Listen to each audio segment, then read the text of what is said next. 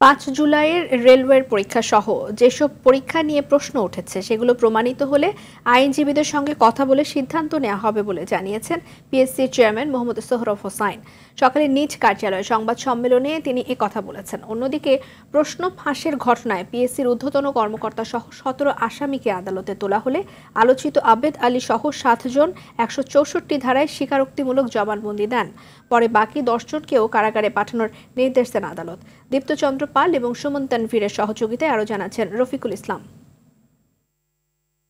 Bangladesh civil সার্ভিসের পরীক্ষাসহ গত ১২ বছরে ৩০টি নিয়োগ পরীক্ষার প্রশ্ন ফাঁসের অভিযোগে বাংলাদেশ সরকারি কর্ম কমিশনের ৩ ঊর্ধ্বতন কর্মকর্তা সহ ১৭ আসামিকে রাজধানীসহ দেশের বিভিন্ন স্থান থেকে গ্রেফতার করে সিআইডি। মঙ্গলবার মধ্যরাতে পল্টন থানায় পিএসসি আইনে প্রায় ১০০ জনকে আসামি করে মামলা করেন সিআইডির এসআই নিপ্পন চন্দ্র চন্দ। মামলায় ১৭ জনকে গ্রেপ্তার দেখানো হয়। দুপুর ১:৩০টার দিকে ঢাকার চিফ মেট্রোপলিটন ম্যাজিস্ট্রেট আদালতে আসামিদের হাজির করা হয়। পরে ১৬৪ ধারায় আদালতে স্বীকারোক্তিমূলক জবানবন্দি দেন আবেদ আলী সহ ৭ জন। বাকি ১০ জনের জামিন নামঞ্জুর করে তাদেরকেও কারাগারে পাঠানোর নির্দেশ দেন আদালত।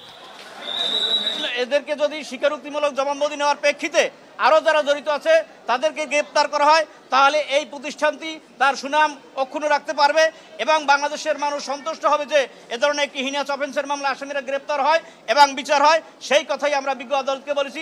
সকালে সংবাদ সম্মেলন করে পিএসসির চেয়ারম্যান মোহাম্মদ সোহরাব হোসাইন বলেন, দীর্ঘদিন হয়ে যাওয়ায় ফাঁস হওয়া প্রশ্নের নিয়োগ বাতিল করা জটিল হবে।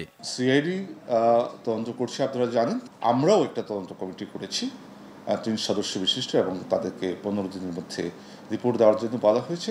কোনো অপরাধ যদি প্রমাণ হয় এবং সেটি যদি পিএসসির এখতিয়ারভুক্ত হয় তাহলে আইনে যা ব্যবস্থা নেওয়ার বিধান রয়েছে তার সর্বোচ্চ ব্যবস্থা পিএসসি নিতে পারে। এদিকে এসব পরীক্ষা বাতিলের দাবিতে পিএসসি ভবনে বিক্ষোভ করেন পরীক্ষায় অংশগ্রহণ করা চাকরি প্রার্থীরা। রফিকুল ইসলাম, RTV, ঢাকা।